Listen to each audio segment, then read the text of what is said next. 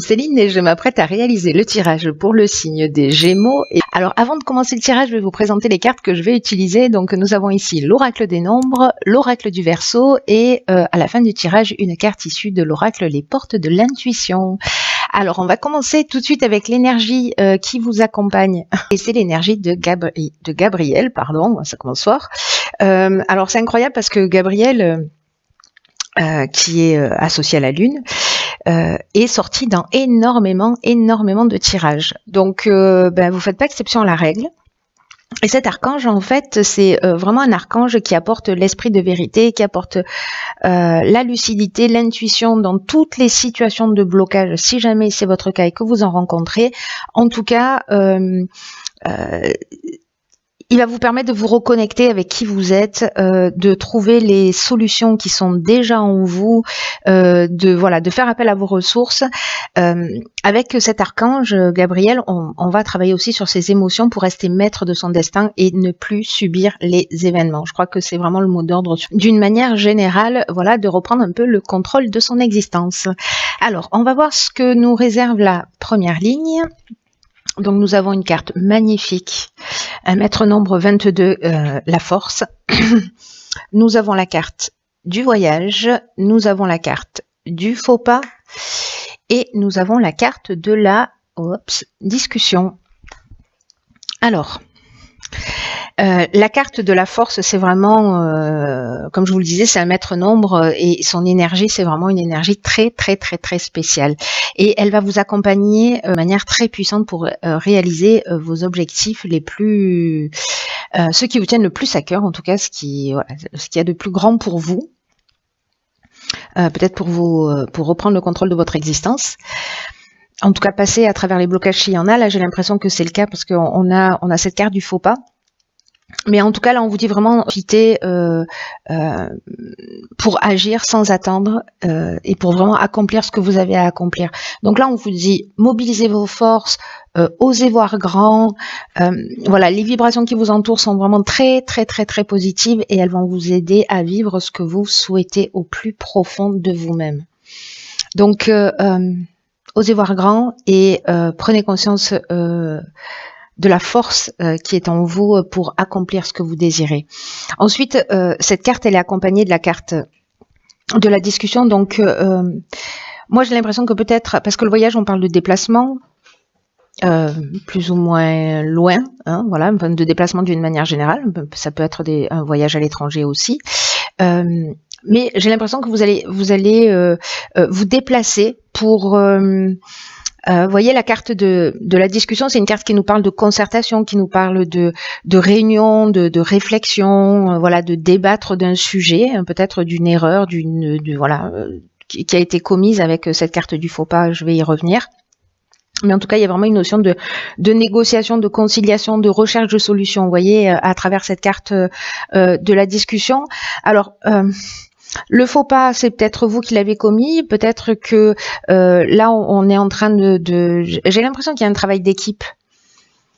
J'ai l'impression qu'il y a un travail d'équipe, ou alors vous avez une forme de désillusion par rapport à des attentes, à une discussion, voilà, que vous avez eu lors d'un déplacement. Peut-être que vous avez une sensation de faire le mauvais choix ou qu'un mauvais choix a été fait. Ou peut-être qu'il y a quelque chose qui n'est pas clair, vous voyez, parce qu'il y a une notion d'imprécision aussi avec la carte du faux pas. Donc là, ça peut résonner de toutes ces manières. Dans tous les cas, là, on vous dit que vous avez la force pour résoudre les problèmes. Donc là, on n'est pas dans des conflits, on est dans la recherche de solutions, hein, je vous le rappelle. Voilà, quoi qu'il en soit. Alors, on va voir ce que nous réserve la suite du tirage. Nous avons la carte numéro 47, qui est la carte de l'épanouissement. Nous avons la carte des chaînes. Nous avons la carte de la construction et nous avons la carte de la technique. Ok. Alors,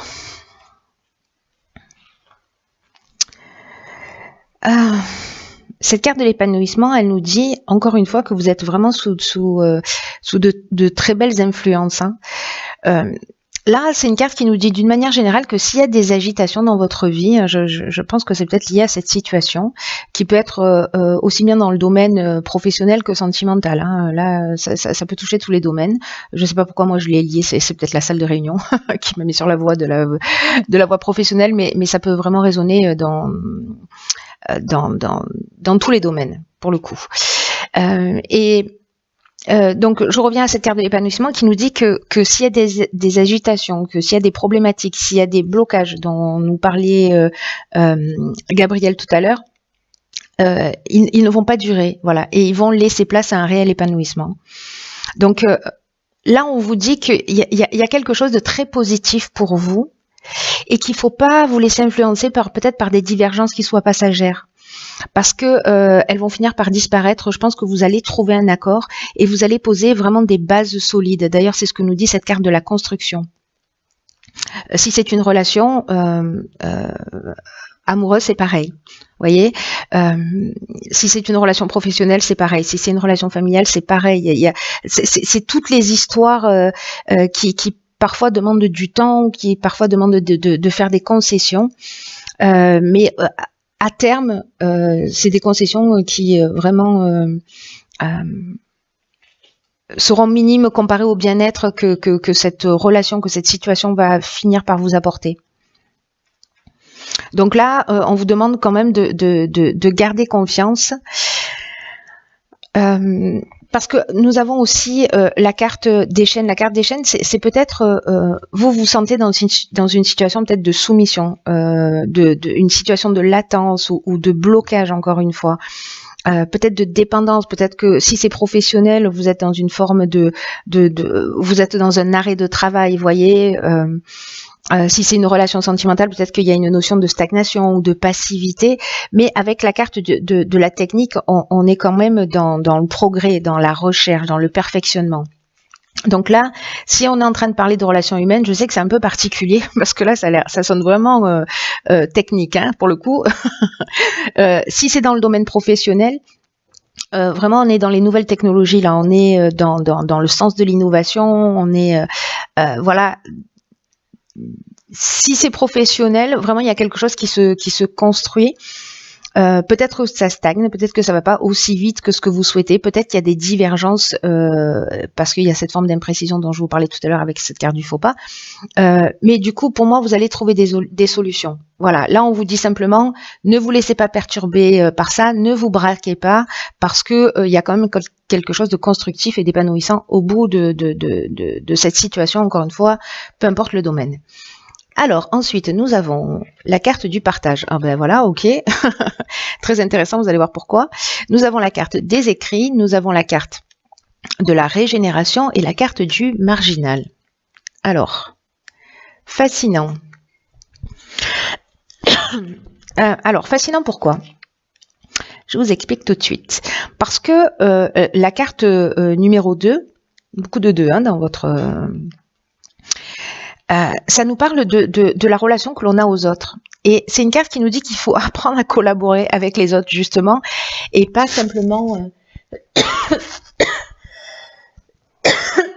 Pardon, je m'étouffe. Et pas simplement vouloir imposer son point de vue. Et ça va vous permettre d'améliorer les relations avec les autres. En tout cas, ça va vous ouvrir de nouveaux horizons. Alors, c'est très intéressant parce que soit c'est vous qui êtes comme ça, soit c'est une personne qui est en face de vous, décidément. Et là, on vous demande vraiment de mettre de l'eau dans votre vin. Parce que la carte du marginal, vous voyez, c'est une carte qui parle d'affirmation de soi, qui parle d'indépendance, qui parle de liberté et qui parle de refus des contraintes. Donc, il y a une notion de rebelle, il y a une notion d'insoumis avec cette carte du marginal.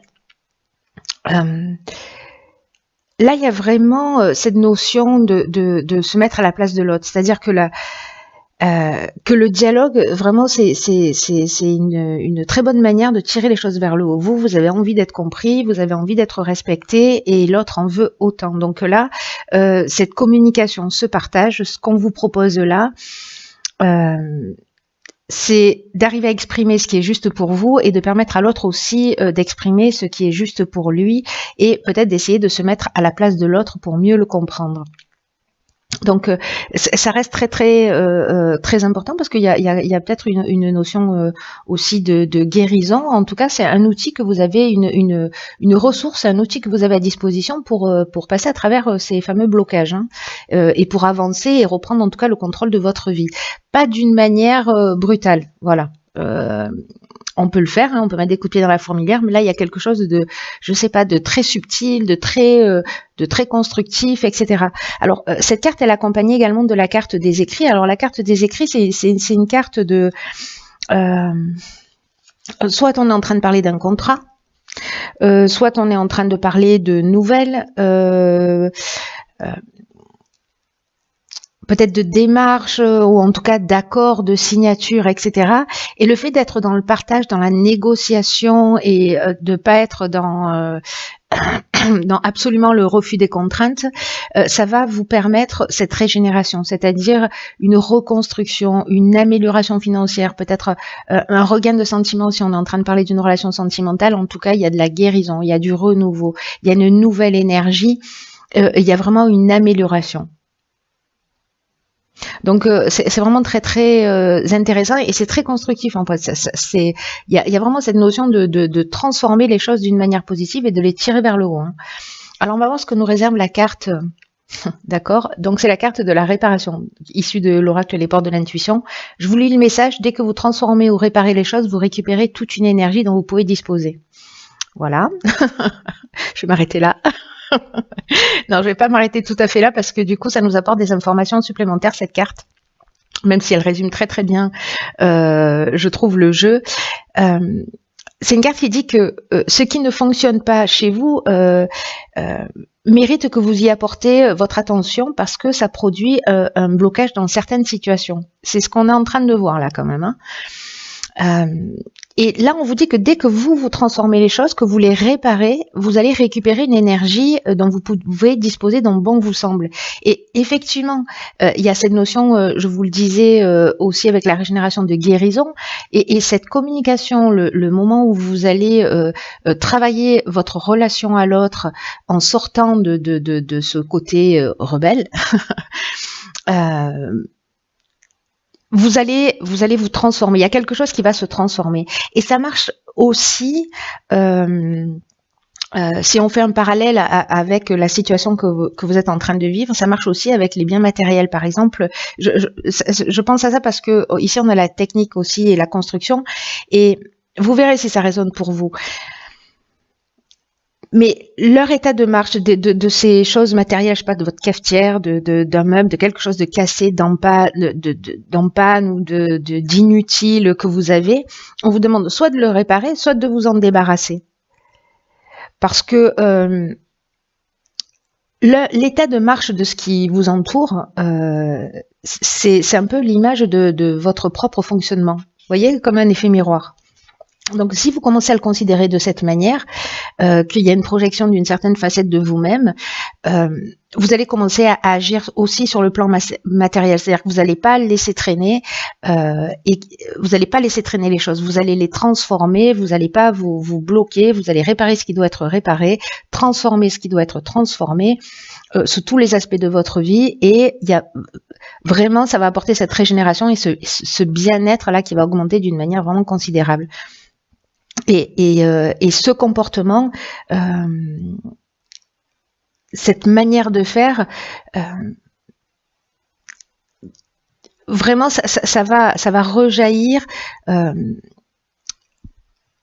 dans tous les aspects de votre vie et ça va augmenter votre aptitude à la réussite.